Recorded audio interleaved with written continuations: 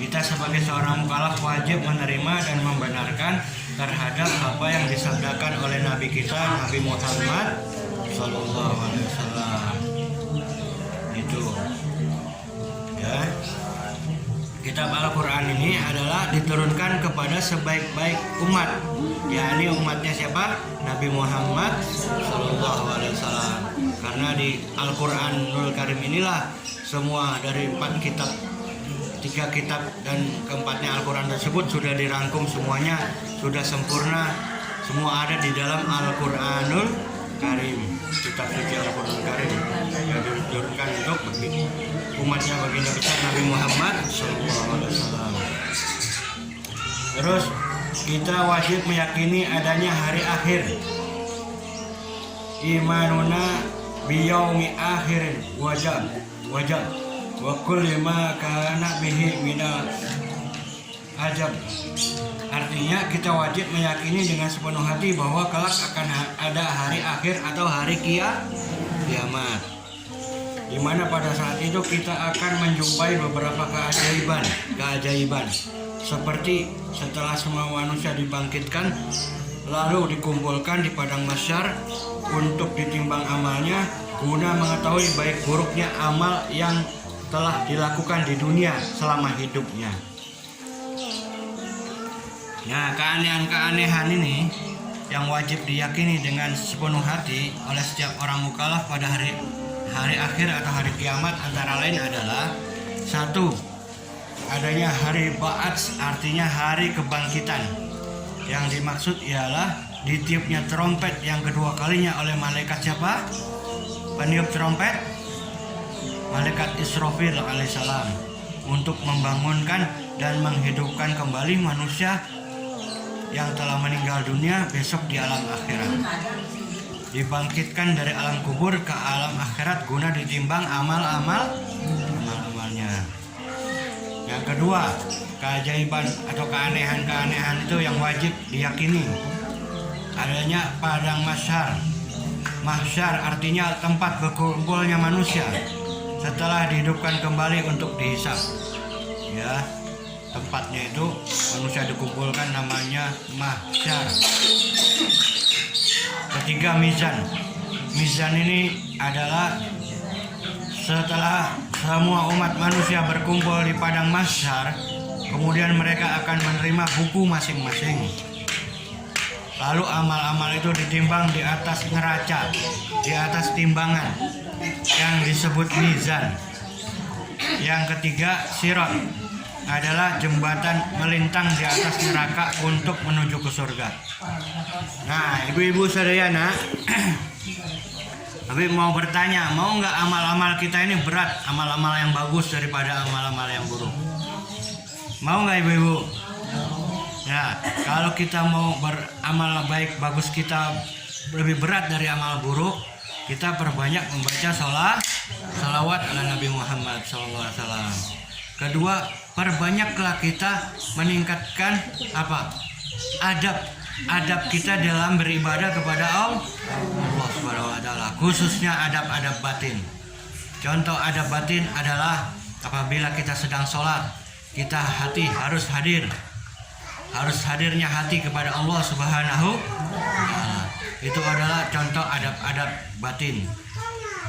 Ya, adab batin ini adalah yang utama saat kita sedang mengerjakan ibadah kepada Allah Subhanahu wa taala. Nah, terus akhlak kepada manusia, adab kepada sesama manusia harus terus kita perhatikan juga, ya.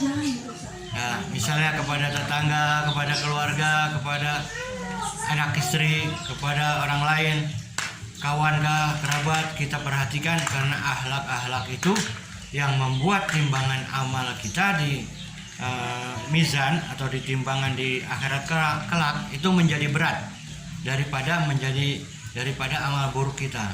Yang memberatkan timbangan kita itu adalah akhlak yang mulia.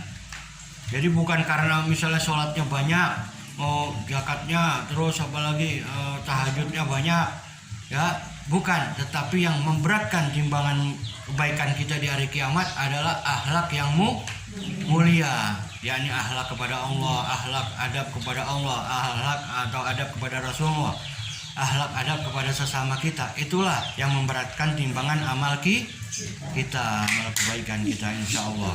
Mudah-mudahan semuanya diberatkan timbangan amal ibadah kita, ya, kebaikan kita oleh Allah Subhanahu wa taala diberkati Nabi Muhammad sallallahu alaihi wasallam.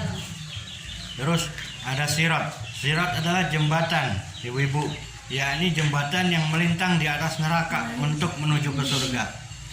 Nah, kalau kita banyak sholawat, ya, ini Nabi Muhammad SAW, ya, dan malaikat yang mendampingi Rasulullah SAW, malaikat Jibril alaihissalam, itu akan menunggu kita di sirat. Orang-orang mukminin wal mukminat, muslimin wal muslimat yang selalu mencintai mengikuti Nabi Muhammad SAW, maka sebelum kita menyeberangi jembatan itu yang di bawahnya ada neraka, itu kita sudah ditunggu oleh Rasulullah SAW di jembatan sirat itu.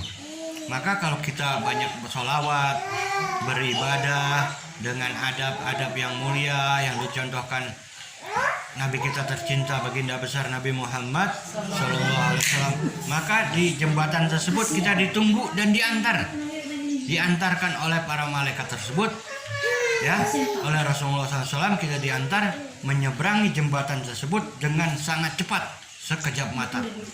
Padahal perjalanan menyeberangi jembatan itu sungguh lama, luar biasa. Tetapi karena kita itu mengikuti ajaran baginda besar Nabi Muhammad SAW, maka kita diberikan syafaatnya, ya, dan kita diantar menyeberangi jembatan Shiratal Mustaqim tersebut. Maka daripada itu, ibu-ibu, tingkatkan amal ibadah kita dengan sungguh-sungguh, ya, karena di dalam taat kita kepada Allah Subhanahu wa taala itu terdapat ridhonya Allah Subhanahu wa taala. Meskipun kebaikan kecil jangan diremehkan. Misalnya menyingkirkan duri dari jalan, itu kebaikan-kebaikan kecil, itu ada ridhonya Allah. Siapa tahu di situ Allah meridhoi kita sehingga memasukkan kita ke dalam surganya Allah Subhanahu wa taala. Yang penting kita beramal dengan ikhlas, dengan penuh ikhlas tulus karena Allah Subhanahu wa taala. Terus apabila kita berbuat maksiat atau dosa-dosa, kita jangan remehkan juga. Kadang-kadang kita berbuat dosa kecil kita remehkan.